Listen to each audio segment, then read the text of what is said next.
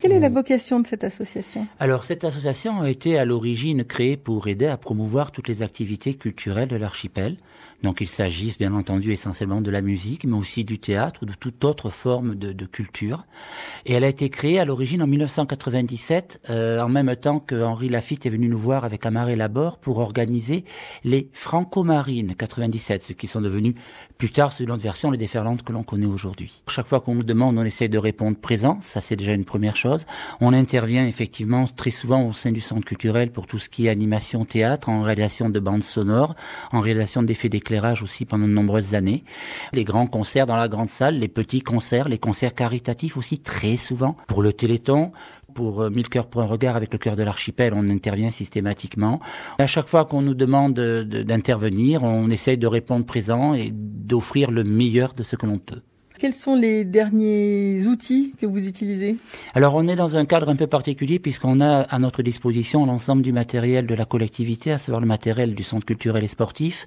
On a des consoles analogiques, on a aussi une console numérique. Il semblerait être question de s'équiper d'une plus grande console numérique pour répondre à la demande des groupes et puis pour que nous aussi, on commence à toucher un petit peu à des choses nouvelles. Ça, c'est du côté du son. Du côté de l'éclairage, Thierry, notre éclairagiste préféré, lui, s'est équipé de matériel laser, de ce qu'on appelle nous robots à service, c'est-à-dire des lampes que l'on peut piloter à distance qui permettent de faire des effets, etc. D'une machine à fumer très puissante. C'est du matériel qui lui appartient personnellement, mais qu'il met bien entendu volontairement à la disposition de l'association quand on en a besoin. Comment on trouve tout le temps de s'occuper de cet assaut? Mais écoutez, je vais dire que j'ai la chance d'être enseignant, ce qui est un métier qui, d'un autre côté, me laisse un petit peu de temps de liberté. J'ai la chance d'avoir une femme très compréhensive qui, quand elle me voit avec mon ordinateur, on est en train de regarder la télé, puis je suis en train d'étudier la fiche technique d'Isabelle Boulet, la fiche technique de...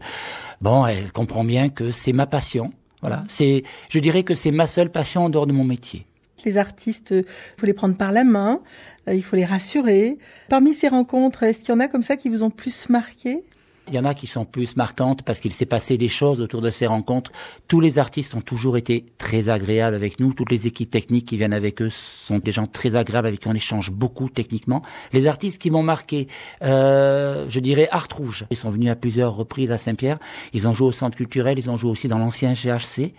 L'ensemble Quigley aussi, avec qui j'ai fait les fameuses Franco-Marines 97. Pierre Perret. Alors Pierre Perret, on lui doit un grand coup de chapeau parce qu'on a eu un grand problème technique. On s'est retrouvé sans éclairage un quart d'heure avant le concert. Et il a compris qu'on ne pouvait pas trouver sur Saint-Pierre de matériel de remplacement parce que la console nous lâchait.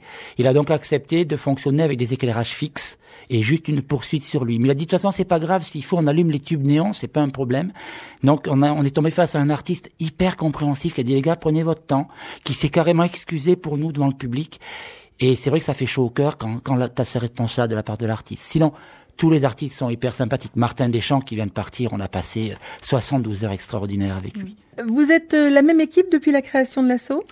L'équipe a un petit peu évolué, mais le noyau dur reste le même, à savoir que Bernard Pardoen, Jean-Noël Gauthier, qui travaille un peu moins avec nous, mais qui vient toujours donner des coups de main sur les gros coups, Thierry Goris, Jean-Christophe Lebon, Philippe, qui est venu nous rejoindre un peu plus récemment, vers les années 2006, et qui depuis est aussi présent. On a surtout derrière nous toute une équipe de jeunes qui viennent toujours nous donner un coup de main au montage, au démontage, pour découvrir ce que c'est, et ça aussi, ça fait plaisir. Des passionnés comme vous, ça suscite des vocations? Oui.